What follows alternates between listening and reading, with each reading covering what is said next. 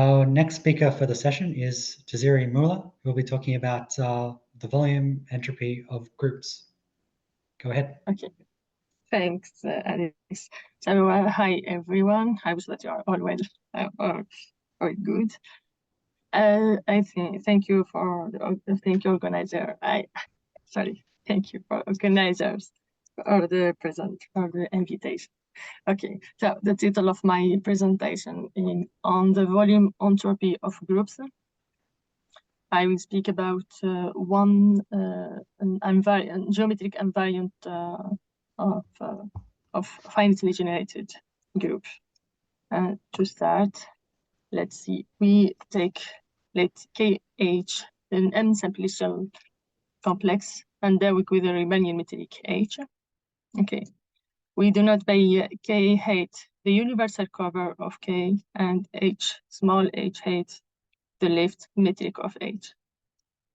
Here, mu and u height give the M measure of Hausdorff on K and on K height, respectively. So when we say volume of KH, mu of K is given by the sum of the volume of each M simplexes delta M of K. Okay, now we fix arbitrary point P on in the universal cover, and we take the ball like this. Okay, the ball on K shape of rank R. Okay, and we define the first definition, the volume entropy of KH that given by the limit when R goes to infinity of this quantity, log of volume on the ball on R. Okay. The second, the minimum volume entropy of K. So this is the geometric invariant minimum volume entropy of K that we which is given by this quantity. So we take the nth on H, we change we range over H range over the set of Riemannian metric on K. Okay. And okay. This proposition gives us one property, if I can say this, of the minimum volume entropy. Sorry, yeah, the minimum volume entropy omega of the complex K. So when K is non-essential simplicial complex of dimension M, so it's omega is trivial. Here the demonstration is so easy. We can say because if M is a when we say a non-essential simplicial complex, it means that there is another n simplicial complex where n is less than M, and it admits the same fundamental group as K. So okay, so when we take omega of K, the volume of omega of K is the same as the omega of Q. And here, if we take the volume of Q for all n-dimensional simplexes, we take 0 because Q doesn't have the m simplexes. So the volume here is equal to 0. Okay. Now, for G, the finitely generated group, we define the minimal volume entropy of G when G is non-free is given by the nth on of omega of Y. Here Y arranged over the set of two simplicial complexes of fundamental group G. Okay, we say non-free because when G, we start by the remark. If G is a fundamental group of non-essential complexes K, then omega of G is equal to 0. We give it directly from this proposition. Yeah. In the case when G is a free group of range n, we cannot apply the definition 3, the same thing here. Because if G is free and we take all y, the set y of the two simplex complexes, we can collapse the simplexes, the simplexes of dimension 2, and we get something of dimension 1. We get graphs. So the volume of two simplicial simplexes is equal to 0 because we don't have this two simplexes on the complex. Okay, but Kapovic and Negnibada Lim all are deeply studied the minimum volume entropy of connected graphs. They said that omega of Fn of free group Fn is given by this quantity. Sorry for my English. I wish that you understand me. If there are questions, please stop me. Okay. Now proposition. We take H.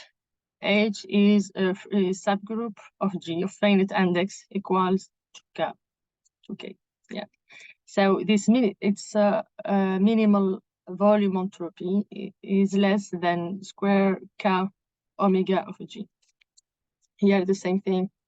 The demonstration, we take the quasi-optimal complexes for omega G, and we see its cover, its K cover. I mean, its K cover. So its fundamental group is equal to H. The demonstration is technical, but it's simple. Corollary here, G1 and G2 be two finitely generated groups. Then the minimal volume entropy of free product of G1 and G2 is given by this but if G1 and G2 here, remark example, look at here, if we take G1 and G2 are both free groups of rank n and m respectively, we get this omega of G1 free product with G2 is given by this quantity, which is false because omega of n plus m is given by this quantity. So here, at least one of them, one of G1 and G2 is free.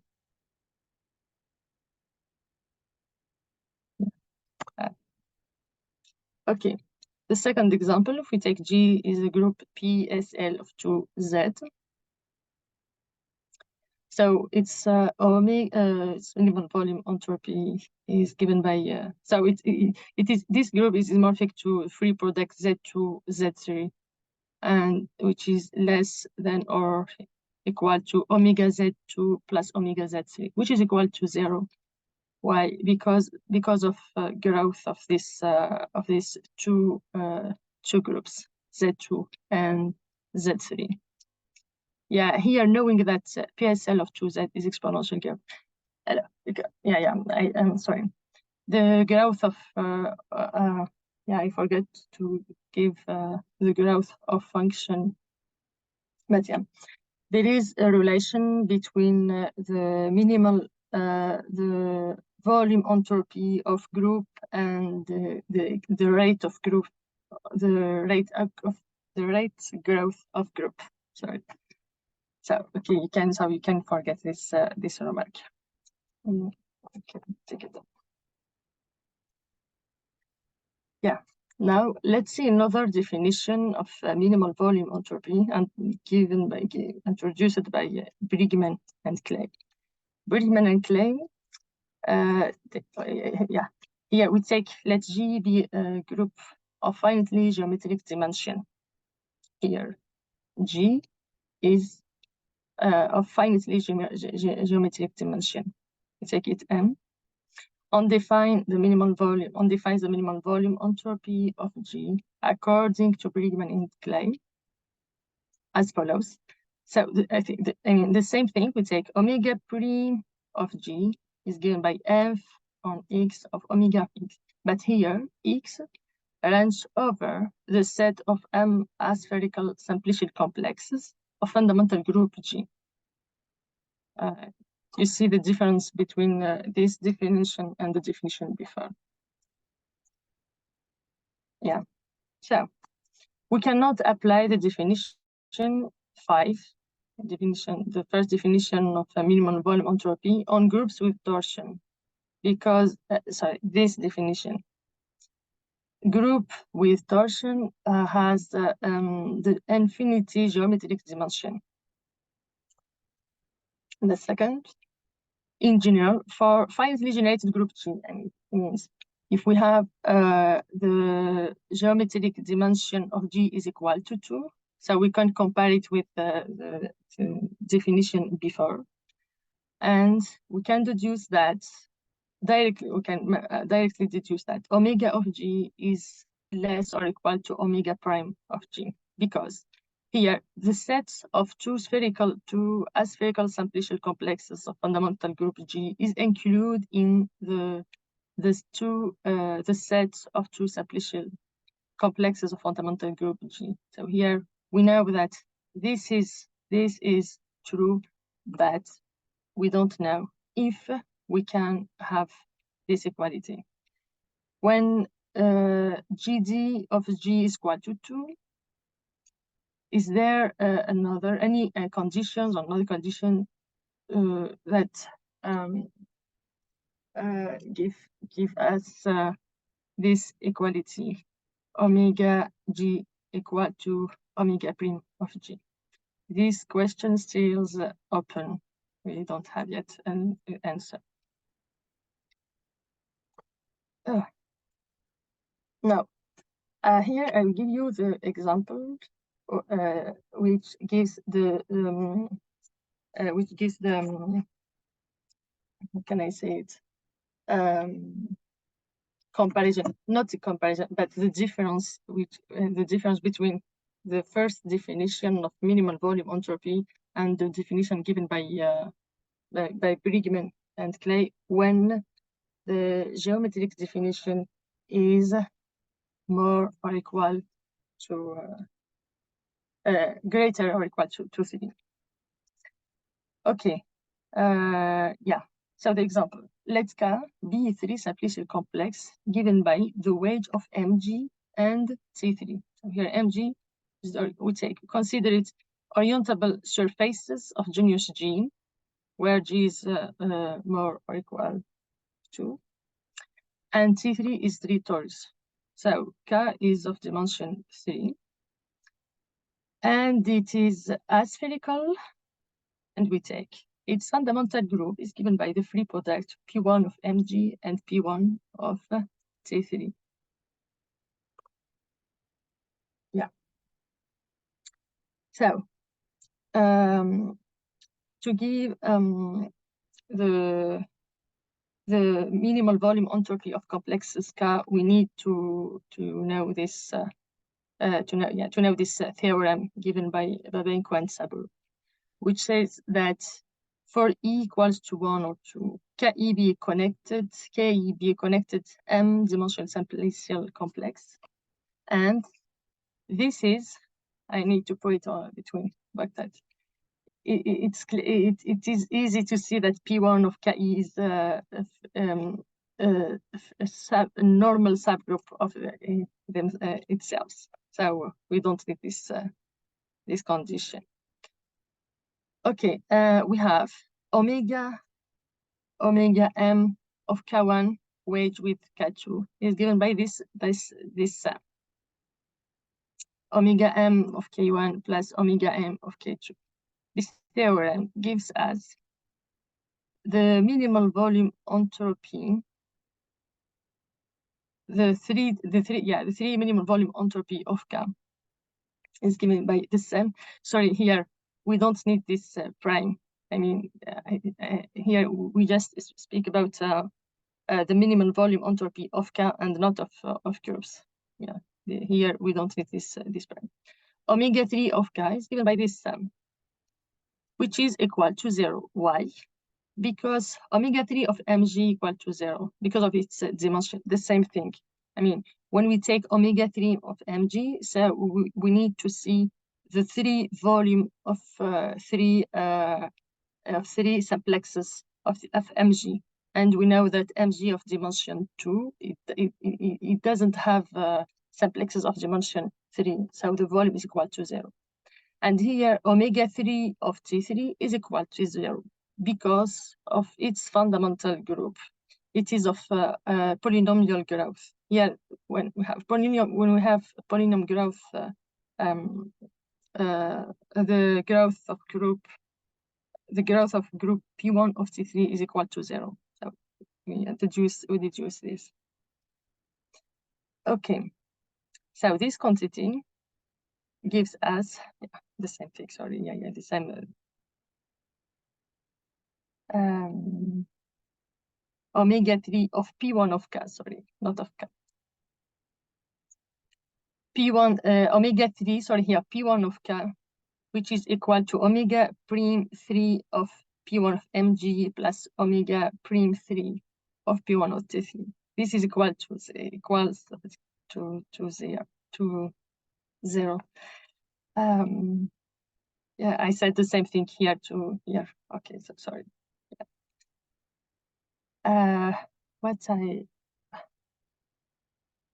Yeah. The same thing here. Sorry. Okay. So what we deduce here, that omega prime of g is equal to 0.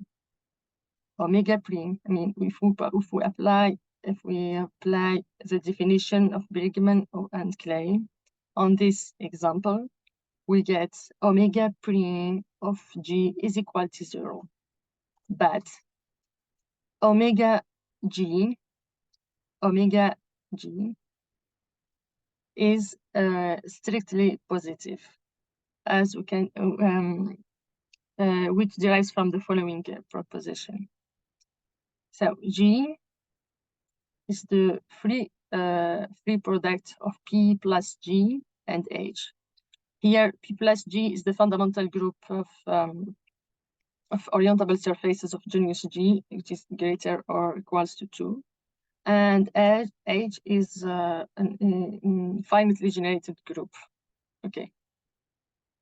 So, yeah, here omega G is greater or equal to A, where A is strictly positive constant. Okay, here the same thing. The definition, the demonstration of this proposition is so technical. We need to use the growth of fundamental group of those groups P plus G and A and H.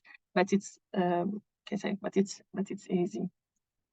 Okay, so as we see here, the omega prime of G equal to 0, but the omega of G is strictly positive. So we can see the difference between these two entropy. Okay. So here we have the bibliography, but let me just to add some remarks, but just early. The minimal entropy, the first definition of minimal volume entropy. Yeah. We have one result which says that the minimal, which gives us that the minimal volume entropy of bomb-slack solitaire, the generated bomb-slack solitaire groups is equal to 0, such that the growth of these groups are exponential. Yeah. Okay. So this is the bibliography, and sorry for my errors. Thank you for your attention, and I'm so sorry for this. Yeah. Let's thank the speaker for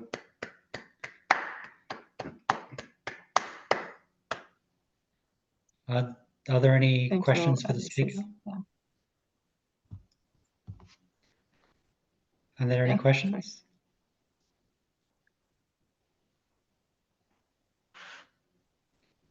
If there's no questions, could I just ask about, I think it's on page 13. Maybe you answered this, I'm not sure. Could you go back Page to 13? slide 13, I mean, sorry. Yeah, this one. So in this proposition, maybe I might have missed something, but this strictly positive constant A, what does A depend on? Is A like a global constant? Yeah. You know, we say, I mean, I use here A, it's just to say that it's not just it's strictly positive. How can I say it? Just today that it's definitely different from 0. Okay. Yeah, and sorry, and it depends on the growth of these two groups. Okay. These Okay. two groups. Okay. Okay. Thank you. And maybe just You're welcome. yeah, thanks. And slide number 10. Slide number 10. Yeah, maybe I saw something on that because I wrote that number 10 down. Yeah, this question. Yeah, this question. Let's see. Do you have any ideas about this? No. Mm-hmm. We just know that omega of g is less or equal to omega prime of g, but we don't have anything about omega prime of g less or equal to omega g. Yeah. So I think you showed conditions. Anything yet. I think you showed conditions where it's strictly. I think you might have showed conditions where it's strictly less than. Are there known examples where it's equal and then strictly less than? I think you might have shown where it's equal, or maybe where it's strictly less than. I can't remember which way around. Sorry, say it again, Alexis. Sorry. I wasn't very clear. So I think in your slides you showed maybe an example of where this is equal. Is that correct? Well, where this omega g is equal to omega prime g. I think, if I remember correctly. Are there known examples of where it's less than and known examples of when it's equal? No. No, not Okay. yet. I don't have it yet. No. Okay. Okay. That's it. Yeah. Okay. Thank you. Okay. Are there any more questions for the speaker? We still have, I think, 5 minutes remaining.